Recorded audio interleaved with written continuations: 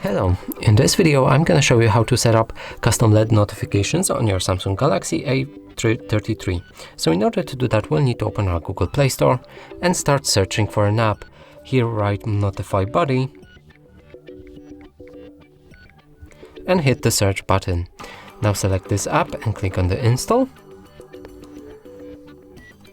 And after installation process is complete, we can open the app, go to the next step, and from here we'll need to grant two permissions to the app. And the first one is notifications, and you need to find the NotifyBuddy, then press on the switch. Now allow, go back, and do the same thing with overlay. Find NotifyBuddy, it's right here.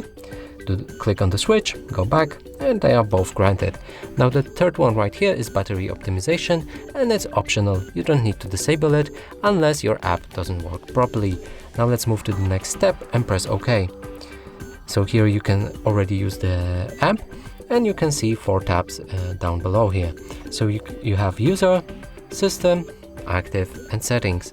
Now let's go to the user and select the apps from which we'll get the notifications in form of the LED from. So let's pick the RAID, for example.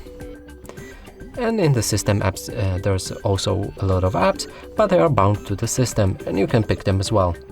And the next option is active, and you can see all the apps that you just selected. Now go to the settings to change and customize your LED. You can change size, time between blinking, shape, or placement on the screen. Now in order to see how it looks, we're gonna press test button, and we can see this LED right here. And that's it for this video. Hope you like it. Please consider subscribing to our channel, leave a like and a comment below.